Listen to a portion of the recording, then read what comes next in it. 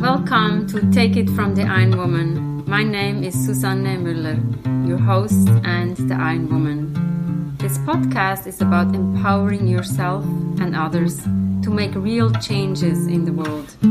You will hear from everyday, smart, sophisticated, hip people like you and me.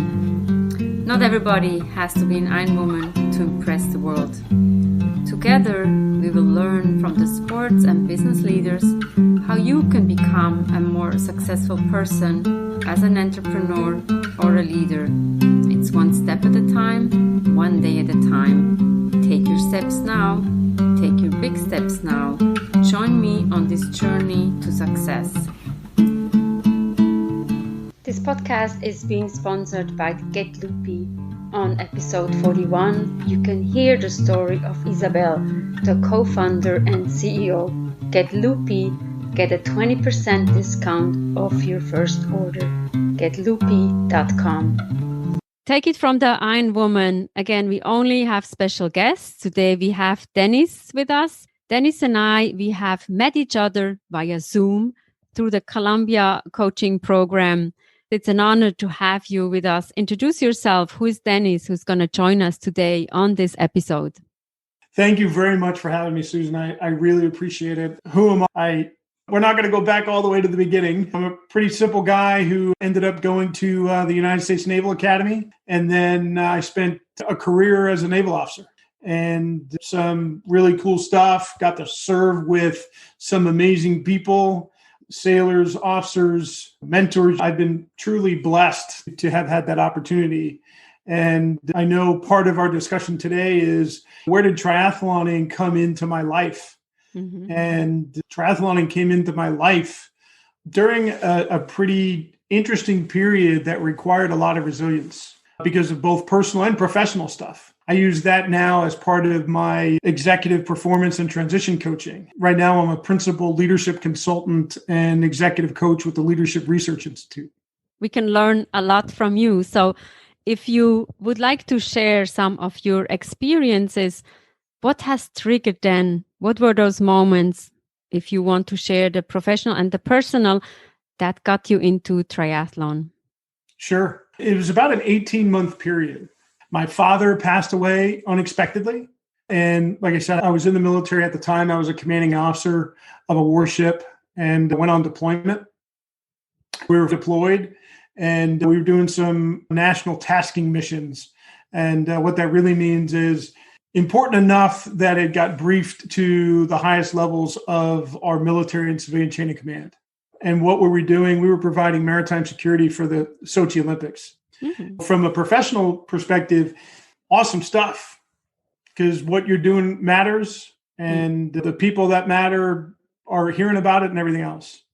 We were doing that, and then it was time to go, go get gas and groceries. In the Navy, we call them brief stops for fuel. And I'm taking this from a friend who talked about it the other day. So that BSF ended up a BFD, a big blanking deal, because we ended up having a mishap and we ended up actually damaging the ship, and we were deemed non-mission capable. So as a military commander, to be forward deployed in a national tasking mission and then have a mishap and then be deemed non-mission capable, one day you're on the highest peak and literally the next day you're in the lowest valley that you could possibly be in, both personally and professionally. As a result, I got relieved of command, which was, as a commanding officer, you are absolutely responsible and you're absolutely accountable for what happens, good or bad. That's when I started getting into triathloning. So you had the personal stuff, then you had that professional stuff. And what triathlon gave me was time and space, because the other part of that equation was two of my mentors. After I was relieved of command and I came back to the US, two of my other mentors, lifelong mentors, I literally met one of them the first day I was on a Navy ship. He passed away unexpected of pancreatic cancer. And then my other lifelong or career-long mentor, a couple of weeks later, He passed away unexpectedly of a heart attack after surfing at lunch on the weekend. So all of the people I talked to for mentorship, for guidance, for insight, for perspective were gone, literally gone. So that's why resilience is part of me now, because I had to figure it out. And not only did I have to figure out my own mind, my own identity, who I was, what mattered, but I had to pay attention to my body, and I had to pay attention to my social health or my social connection, and then my sense of purpose. And that's where triathlon came in. That seems like a big task, losing people that you're trusting and probably mentors. We usually have, it seems like a lifetime. That's tough just from one day to the next.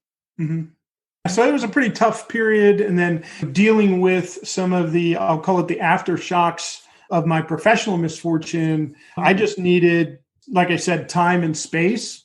The amount of time that's required to train for Ironman or even 70.3s or Olympic triathlons. They all take time, but they give you the opportunity to self-reflect. They give you the opportunity to explore, and they really allow you, for obvious reasons, to get into action. And I firmly believe that positive motion, whether that's in the water, on the road, or on your feet, brings positive emotion and allows us to be better. Totally.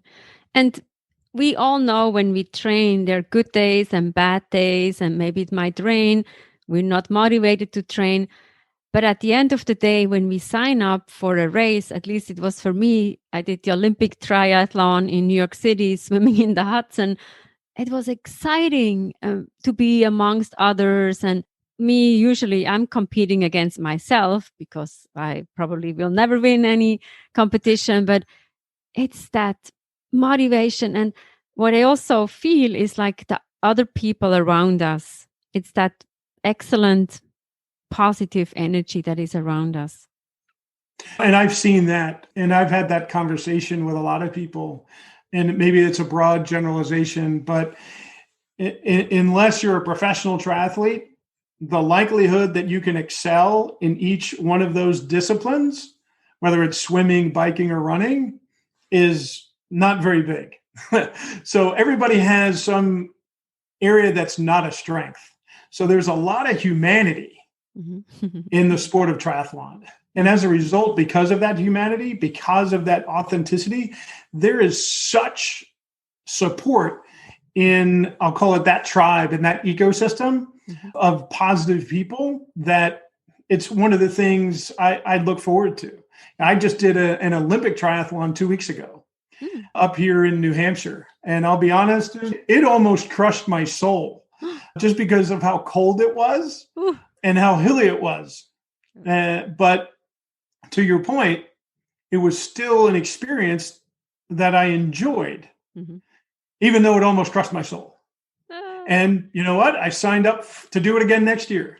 So, wonderful. And for the listeners who are not triathlete and they think you and I are crazy, give us an insight. Like, what is it then that makes us so enthusiastic about those? Because I feel like I'm a runner initially, and then I learned to swim. So I didn't know how to do the freestyle. I took a coach, and the biking, many of my friends helped me to get through this.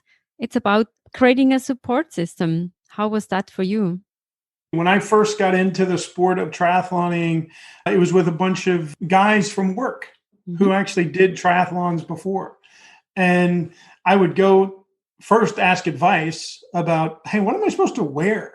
Everything from what kind of shoes do I need? What kind of socks should I wear? To, hey, let's go for, a bike ride this weekend. Let's go for a run. Let's go swimming. So it gives you camaraderie. It gives you connection. It gives you an opportunity to connect with like-minded people that, are trying to make themselves better. And it's about uplifting each other. Meanwhile, we're competing against each other, but when we're training, we're working with each other and helping each other out. Yeah. And which is your preferred element out of the three? I can tell you what it's not. I do not enjoy swimming. A lot of people give me a hard time. They're like, you spent time in the Navy. Why don't you like swimming? One, I've never been really good at it. And two, I spent my time in the Navy on ships. Mm-hmm. So if I was in the water, something had to go terribly wrong. Mm-hmm. Can I swim to survive? Absolutely. Can I swim quickly? Not really. But so swimming is something that I endure so I can get on my bike and then ultimately go running. And we also have to learn, because usually the swimming is the shortest distance. My ultra Ironman friend always says you will never win a race if you come out first out of the water, because the biking and the running is so much longer compared to the swimming that I think biking is the most important. True. Now, I will say the guy that won the Olympic triathlon that I participated in 2 weeks ago was the first person out of the water. He was the first person out of the water. He was the first person off the bike, and he was the first person off the run. So sometimes it does happen, but you're right. Because depending on, the distance of a triathlon, normally the bike is twice as long as the run. Yep. So in terms of either distance or time or both. Yeah. And for the listeners, if you're strong on the bike, then you have something left in your tank for the running. I think that's what sometimes people forget. You need to know how much energy do you need to exude in order to endure the last leg, and that's the running. And the one I just did was a good reminder of that, because I was not as prepared as I could have been or should have been for the bike portion. And it was significantly hillier than I anticipated. My legs, even though I had energy, I did not have the motion that was required. And of course, because of where it was, the run was actually uphill as well. So it was tough. But like I said, I'm looking for, now that I know the obstacle that's in front of me, I could prepare better for it. That's cool. And this was the first time, I'm assuming, that you competed in this New Hampshire. Yes, ma'am. I've only lived in New Hampshire for a year, and it was the only triathlon available up here this year. And how many participants were there? I know with the COVID, I've heard that they sometimes let people go in intervals. Or there was a total of 500 to be in accordance with COVID guidelines. They had separate waves, and each person in each one of those waves, I believe it was either a 5-second or 10-second interval between participants. So that way there was always ideally a 6-foot distance before you got into the water. Okay, that makes sense. I feel like in order to look forward, we have to accommodate this, and maybe that's the way we have to look at it. I know my marathon in New York City in November is canceled. A lot of 50,000 people probably are very sad that it's not happening. How can we move forward with the COVID in mind? I think part of it is outlook. And I'm a student of Stoicism. Part of being a Stoic is accepting the things that are within your control and focusing on that, vice the things that are outside of your control, and wasting, for lack of a better word, your mental energy and your emotions on things that you're not going to be able to change or influence. That's huge. Control what you can control and let go of things that are beyond your control. Like a leaf on a river. Exactly. Just look at it. Nice. Thank you, Dennis, for an inspirational talk. This wants me want to get on the bike soon again and maybe compete again. What are your goals when you think about triathlon? And not everybody has to do everything. Maybe you just go for a walk. What are your goals? Thank you so much for the insights, and Take It From the Ironwoman has many episodes, Monday and Wednesday. And don't forget to order Get Loopy.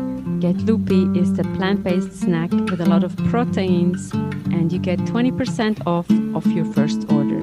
Take It From the Ironwoman is also a book. Get it on Amazon. It's an ebook or a paperback.